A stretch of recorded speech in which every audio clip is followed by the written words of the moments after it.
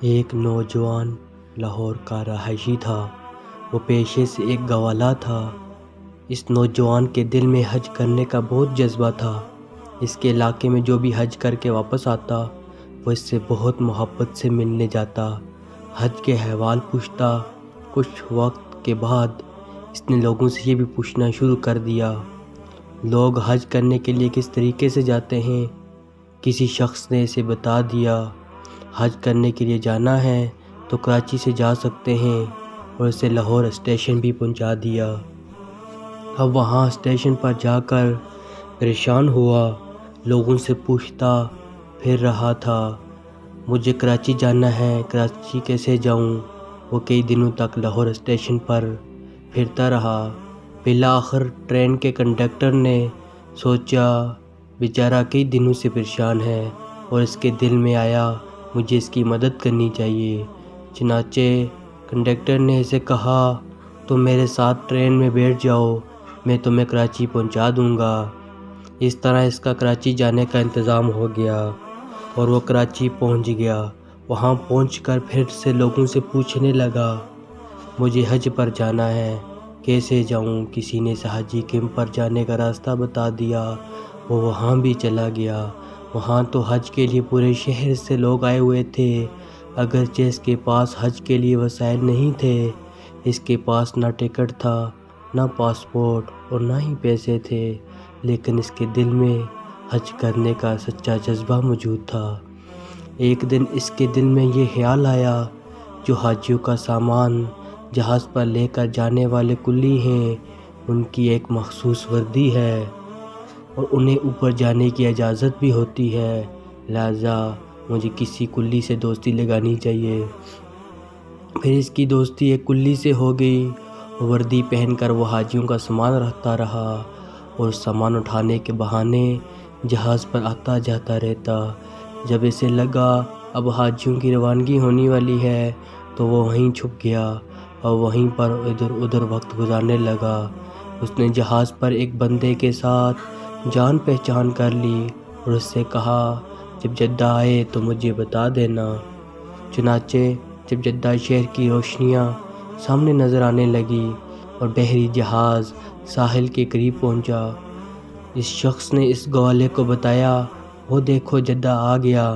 اس شخص نے دیکھا، وہ نوجوان اٹھا اور جہاز سے سمندر کے اندر چھلانگ لگا دی۔ اسے تو تیرنا بھی نہیں آتا تھا، چنانچہ جب وہ سمندر کے اندر گیا تو اوپر ہی نہیں آیا۔ جب اس شخص نے دیکھا یہ تو نظر ہی نہیں آ رہا ہے، وہ سمجھ گیا یہ نوجوان ڈوب گیا ہے۔ اس نے سوچا اللہ کو یہی منظور ہوگا۔ جب اس شخص نے حج کر لیا اور حرم شریف سے باہر نکل رہا تھا، اس نے دیکھا وہ گوالا بھی حرم شریف سے باہر نکل رہا ہے۔ اس شخص نے فوراً گوالے سے پوچھا، اب تو وہی ہو نا جس نے سمندر میں چھلانگ لگائی تھی؟ وہ کہنے لگا ہاں میں وہی ہوں۔ اس نے گوالے سے پوچھا تمہارے ساتھ کیا بیتی؟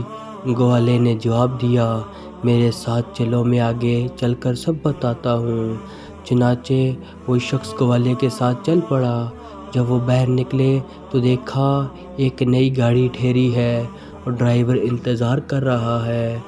گوالا اس کار کے اندر بیٹھ گیا اور اس شخص کو بھی اپنے ساتھ بٹھا لیا۔ ڈرائیور ان کو ایک مکان پر لے گیا جو بہت ہی خوبصورت بنا ہوا تھا۔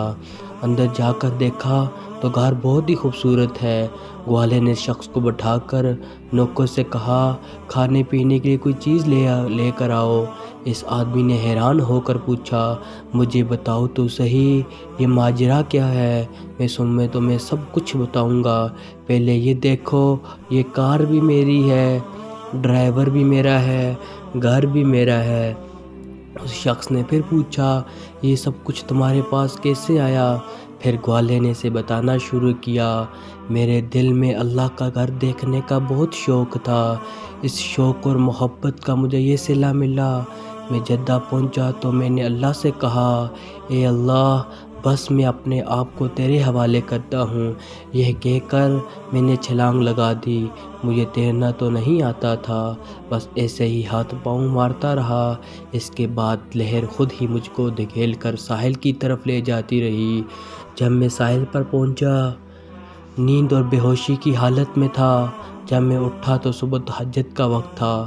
میں نے ادھر ادھر دیکھا تو بہہ جانے کے سب راستے بند تھے۔ ساحل کے ساتھ ساتھ گرل لگی ہوئی تھی اور آگے دروازہ بند تھا۔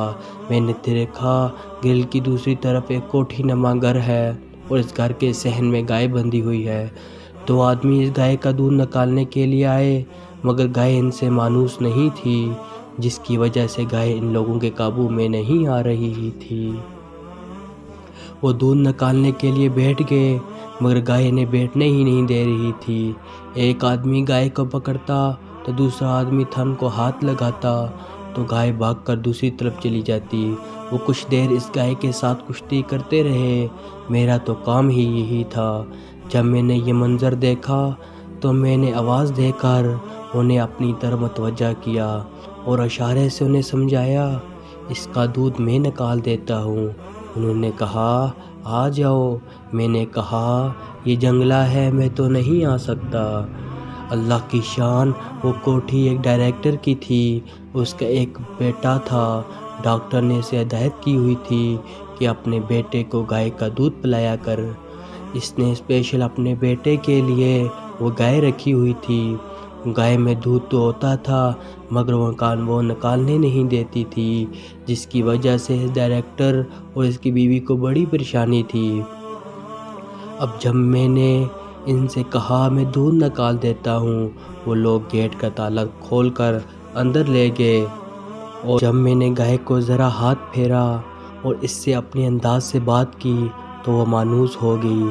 میں نے انہیں اس گائے سے 8 سے 10 کلو دودھ نکال کر دے دیا۔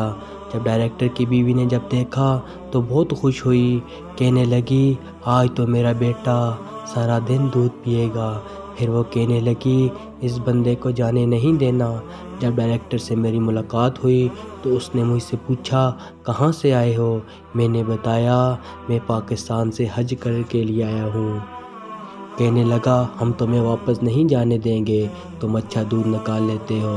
میں نے کہا میں دودھ تو نکال دیا کروں گا لیکن میں نے حج بھی کرنا ہے۔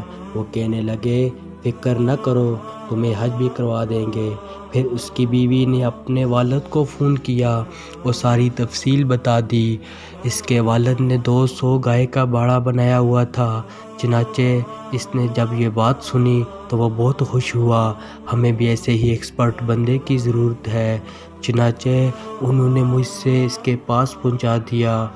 جب میں وہاں پہنچا تو اس نے کہا تم مجھے صبح شام دودھ نکال کر دیا کرو۔ جب دودھ نکالنے کا ٹائم آیا تو میں نے 20 سے 25 گائے کا دودھ منٹوں میں نکال دیا۔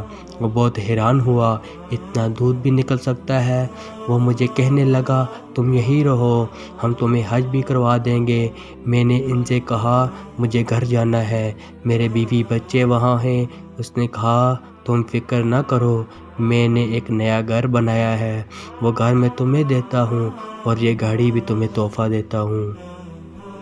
اب تم اپنے بیوی بچوں کا بتاؤ، میں آنے والے جہاز سے انہیں بھی بلوا لیتا ہوں، تمہارے بیوی بچے یہاں پہنچ جائیں گے۔ اب میں نے حج بھی کر لیا ہے، یہ اللہ تعالیٰ کے گھر کو دیکھنے کی برکت ہے۔ مجھے اللہ تعالیٰ نے دنیا کی نعمتیں بھی عطا کر دی، اب میں یہیں رہوں گا۔ سچ ہے جب انسان سچے دل سے اللہ کی طرف رجوع کرتا ہے تو اللہ تعالیٰ کی طرف سے اس کو دنیا اور آخرت دونوں کی نعمتیں مل جاتی ہیں۔